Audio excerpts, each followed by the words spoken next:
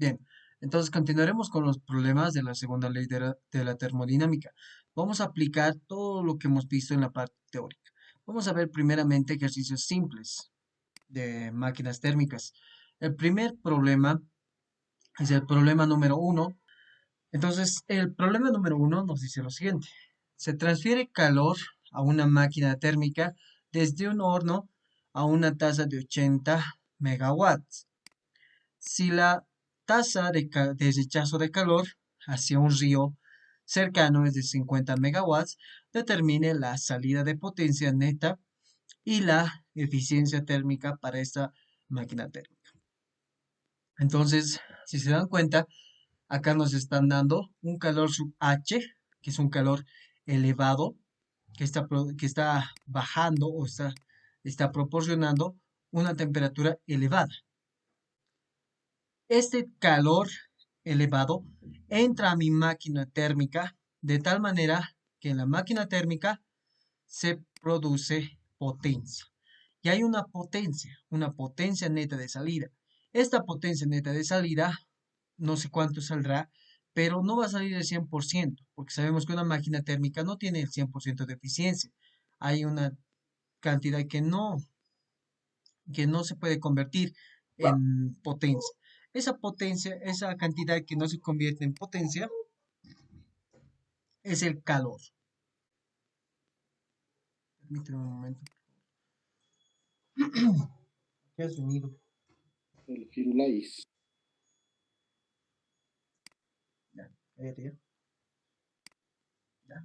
Tendremos. Entonces, ese calor o esa cantidad de energía que no se ha podido convertir en potencia, lo sacamos. Y dice que sale 50 megawatts.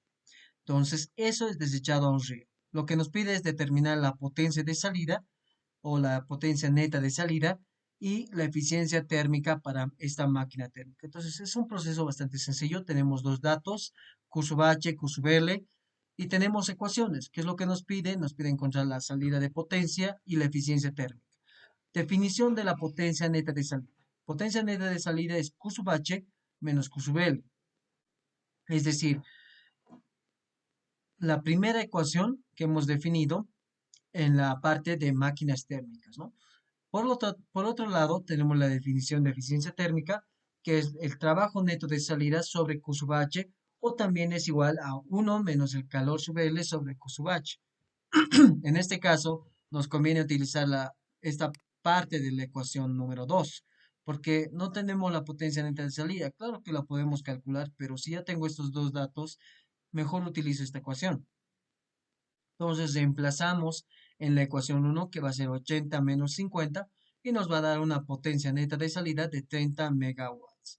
Y reemplazando en la ecuación número 2, nos dice que la eficiencia térmica es 30 sobre 80, que es la potencia neta de salida, que es igual a 0,375, o se utiliza en la otra ecuación, que va a ser 1 menos 50 sobre 80, igual les va a salir 0,375. Entonces, la eficiencia térmica de esta máquina había sido del 37,5%. Entonces, esa es la eficiencia térmica de la máquina.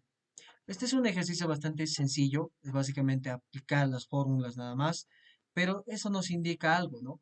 Que la eficiencia de esta máquina es del 37,5%. Acá nos está indicando que por cada 8, vamos a decir, por cada 8 kilojoules o kilowatts o megawatts, esto porque esto se va a simplificar, por cada 8 megawatts, vamos a decir, de calor que está absorbiendo, el trabajo que va a producir es 3 megawatts. Eso es lo que nos está diciendo la eficiencia. Entonces, de cada 8 va a producir 3. Si yo pongo 16, esto ya cambiará. Tal vez podría ser 6 megawatts. Entonces, eso es lo que nos está indicando la eficiencia térmica. Bueno, básicamente ese es el problema, es este problema, es bastante sencillo. Ahora veremos el problema número 2.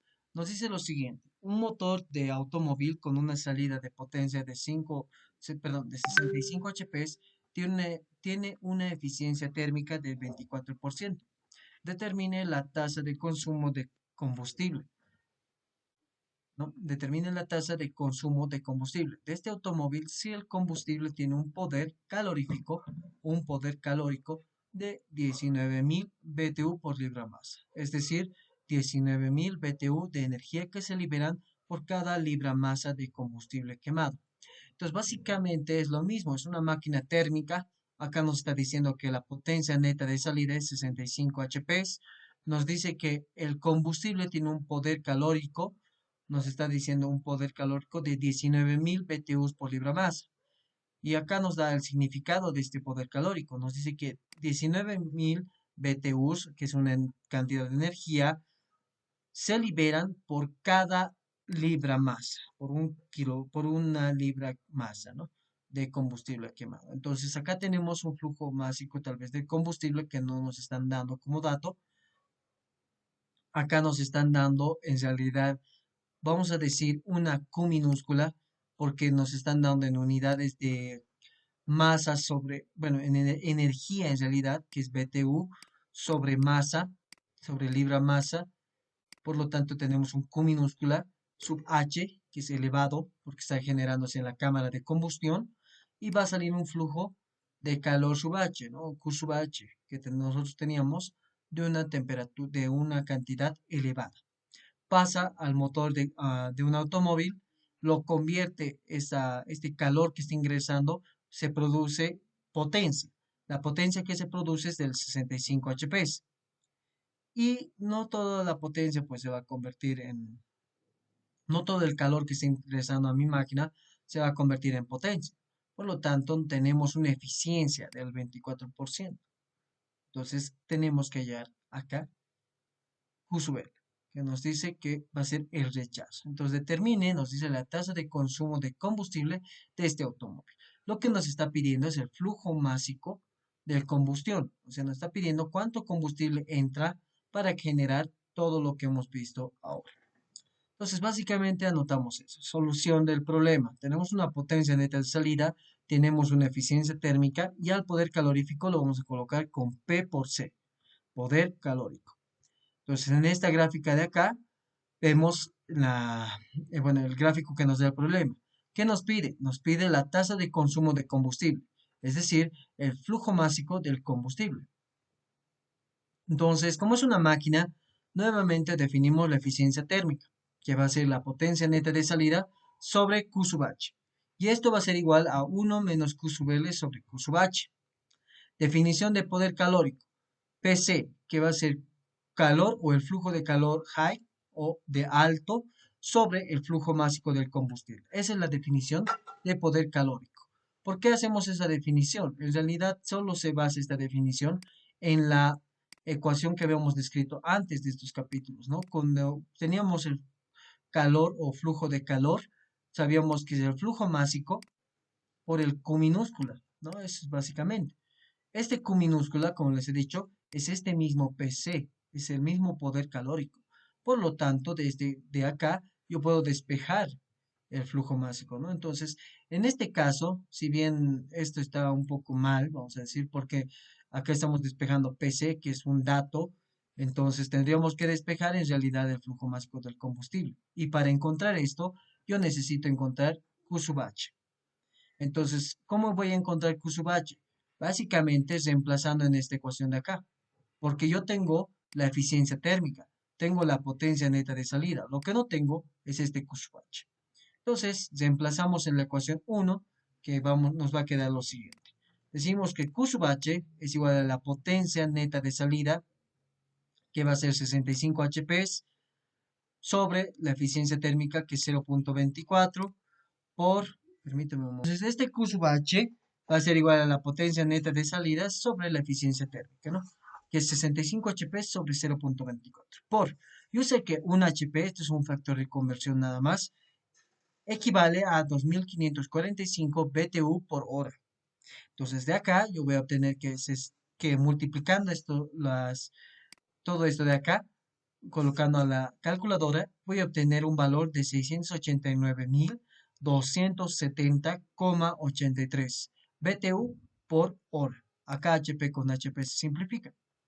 Entonces, de esta ecuación puedo pasar a la ecuación número 2. Entonces, reemplazamos en la ecuación 2, que va a ser el flujo másico del combustible, que va a ser Q sub H sobre P sub PC o poder calórico, que esto es igual a 689.270,83 BTU por hora sobre 19.000 BTU por libra masa. Acá BTU con BTU se va y la cantidad de masa que entra está en libra masa por hora, que es 36,3. Entonces el flujo másico del combustible que está ingresando es 36,3 libra masas por cada hora para producir esta potencia de salida, que es lo que más nos interesa.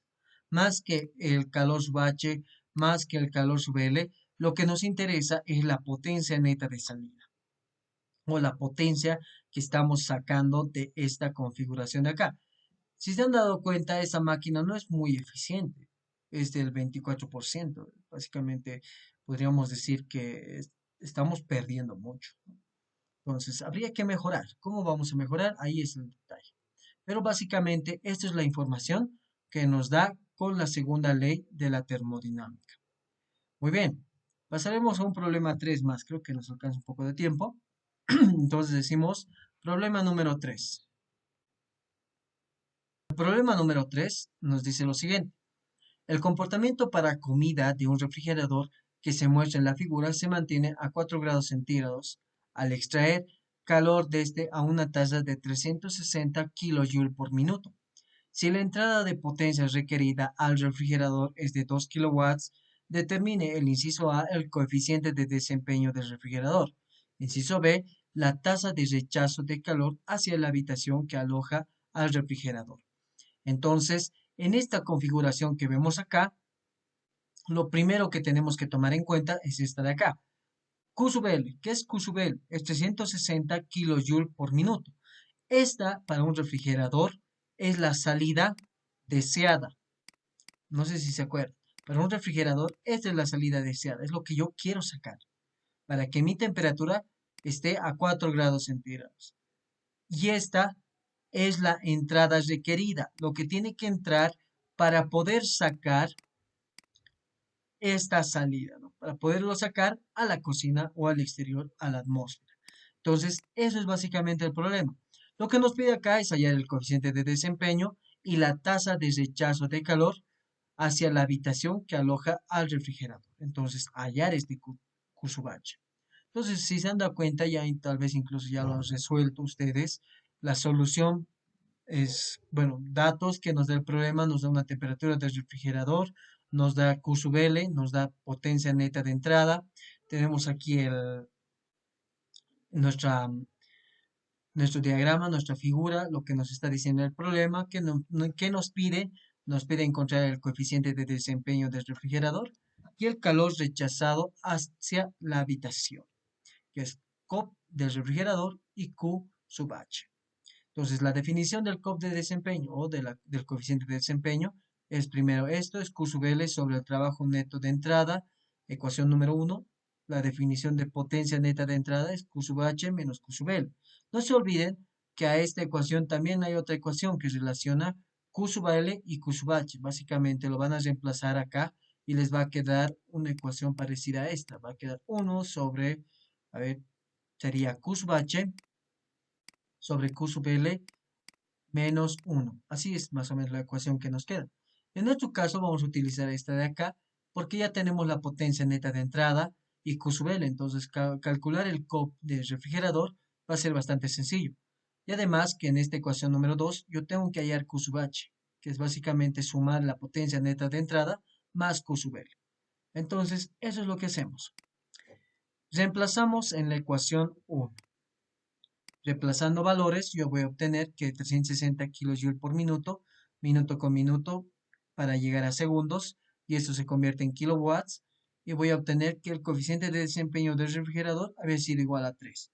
Reemplazando en la ecuación 2, ya tenemos el coeficiente de desempeño del refrigerador, el Q sub H menos Q sub L. Entonces acá despejamos Q sub H, que va a ser Q sub L más el trabajo neto de entrada, o la potencia, que va a ser 2 kilowatts por 1 kilowatt equivale a 60 kilojoules por minuto, eso es una equivalencia nada más 360 kilojoules por minuto, para que estén las mismas unidades, ¿no? Entonces voy a obtener un Q sub H o un calor que está saliendo a la cocina de 480 kilojoules por minuto.